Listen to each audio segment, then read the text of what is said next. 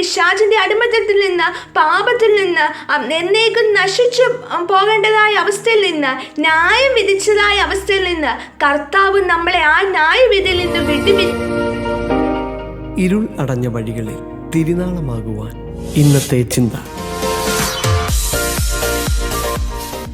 Praise the Lord.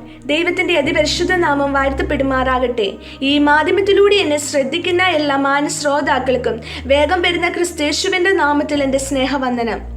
ഇന്നത്തെ ചിന്തയ്ക്കായി നാം തിരഞ്ഞെടുത്തിരിക്കുന്നത് യോവേൽ പ്രവാചകന്റെ പുസ്തകം 3-ാം അധ്യായമാണ്. യോവേൽ പ്രവചനത്തിലൂടെ നമുക്ക് പഠിക്കുവാൻ സാധിക്കുന്നത് പലസ്തീൻ നാട്ടിലുണ്ടായ അതിഭീകരമായ വെട്ടുക്കിളിയുടെ ആക്രമണത്തെക്കുറിച്ചും വിനാശകരമായ വരൾച്ചയെക്കുറിച്ചും യോവേൽ പ്രവാചകൻ രേഖപ്പെടുത്തിയിരിക്കുന്നു.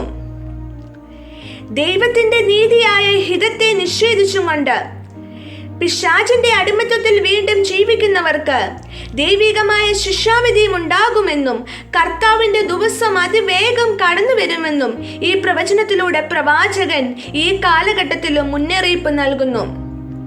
3-ാം അധ്യായത്തിലേക്ക് നാം കടന്നു വരുമ്പോൾ ദൈവത്തിന്റെ ജനത്തെ ശിക്ഷിക്കുന്നവർക്ക് വേണ്ടി, അവരെ പരിഹസിക്കുന്നവർക്ക് വേണ്ടി, നിന്ദിക്കുന്നവർക്ക് വേണ്ടി ദൈവത്തിന്റെ ന്യായവിധിയുടെ കരം പ്രതികൂലമായി കടന്നു വരുമെന്നും കർത്താവിന്റെ സഭയ്ക്കുള്ള ദൈവിക അനുഗ്രഹത്തെക്കുറിച്ചും അവസാന ഭാഗങ്ങളിൽ നമുക്ക് കാണുവാൻ സാധിക്കുന്നു. അതേ പ്രിയമുള്ളവരെ, സകല സൃഷ്ടിയുടെയും സൃഷ്ടാവായ സർവശക്തനായ ദൈവം അവിടുത്തെ ഒരു വാക്കിനാൽ സകലതും ഉളവായി. അവിടുത്തെ സാദൃശ്യത്തിലും സ്വരൂപത്തിലും മാനവകുലത്തെ അഥവാ മനുഷ്യനെ അവിടുന്ന് സൃഷ്ടിച്ചു. എന്തിനു വേണ്ടി? അവിടുത്തോട് കൂടെ വാഴുവാൻ, ദൈവിക കൽപ്പനകൾ അനുസരിക്കുവാൻ, നിത്യമായ രാജ്യത്തിന്റെ സന്തോഷത്തിന്റെ അവകാശികളായി തീരുവാൻ ദൈവം മനുഷ്യനെ സൃഷ്ടിച്ചു. എന്നാൽ മനുഷ്യൻ ദൈവികമായ വഴികളെ വിട്ട് അനുസരണക്കേട് കാട്ടി പാപത്തിന്റെ അവസ്ഥയിലേക്ക്, പൈശാചികമായ അടിമത്തത്തിലേക്ക് കടന്നു പോവുകയാണ്. എന്നാൽ സ്നേഹവാനായ സർവശക്തനായ ദൈവം അവിടുത്തെ ജനത്തെ രക്ഷിക്കുവാൻ വേണ്ടി ഈ മാനവ കുലത്തിലേക്ക് കടന്നു വരികയാണ്. അവിടുത്തെ അവസാന തുള്ളി രക്തത്തിലൂടെ സകല ജനത്തിനും പാപമോചനവും വീണ്ടെടുപ്പും നൽകുകയാണ്. അവിടുത്തെ രക്തത്തിലൂടെ പാപമോചനവും വീണ്ടെടുപ്പും ലഭിച്ച ഓരോ വ്യക്തികളും, ഓരോ ദൈവമക്കളും ദൈവികമായ ആ ന്യായവിധിയുടെ ദിവസത്തിൽ നിന്ന് വിമോചനം നേടിയവരാണ്.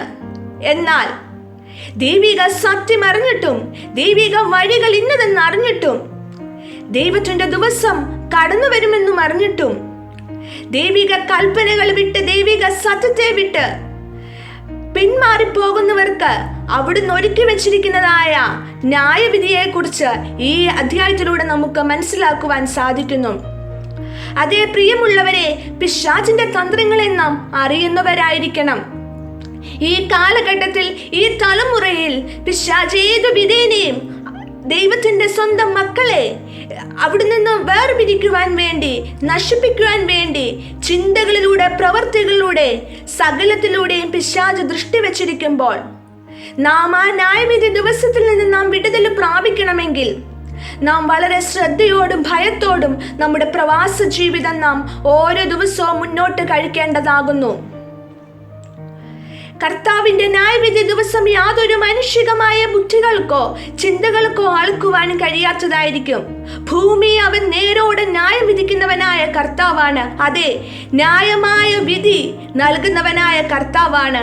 അതേ പ്രിയമുള്ളവരെ, പിശാചിന്റെ അടിമത്തത്തിൽ നിന്ന്, പാപത്തിൽ നിന്ന്, എന്നേക്കും നശിച്ചു പോകേണ്ടതായ അവസ്ഥയിൽ നിന്ന്, ന്യായം വിധിച്ചതായ അവസ്ഥയിൽ നിന്ന് കർത്താവ് നമ്മളെ ആ ന്യായവിധിയിൽ നിന്ന് വിടുവിച്ച് നിത്യരാജ്യത്തിന്റെ, നിത്യ സന്തോഷത്തിന്റെ അവകാശികളായി തീർത്തിരിക്കുമ്പോൾ ഈ കാലഘട്ടത്തിൽ വീണ്ടും നാം പഴയ അവസ്ഥയിലേക്ക് കടന്നു പോകാതെ ദൈവം നമുക്ക് വെച്ചിരിക്കുന്ന അനുഗ്രഹത്തിലേക്ക്, സന്തോഷത്തിലേക്ക്, ആ സന്തോഷപൂർണമായ ദിവസങ്ങൾക്കായി നാം കാത്തിരിക്കണം. ആകയാൽ ഈ കാലഘട്ടത്തിൽ നാം വളരെ ശ്രദ്ധയോടും ജാഗ്രതയോടും ആയിരിക്കണമെന്ന് ഈ അധ്യായത്തിലൂടെ പ്രവാചകൻ നമ്മളെ ഓർപ്പിക്കുകയാണ്. അതിനായി ഞാൻ നിങ്ങളെ ആഹ്വാനം ചെയ്തുകൊണ്ട് ഈ ലഘു സന്ദേശത്തിൽ നിന്ന് വിരമിക്കുന്ന ഈ വചനങ്ങളാൽ ദൈവം നമ്മെ അനുഗ്രഹിക്കുമാറാകട്ടെ.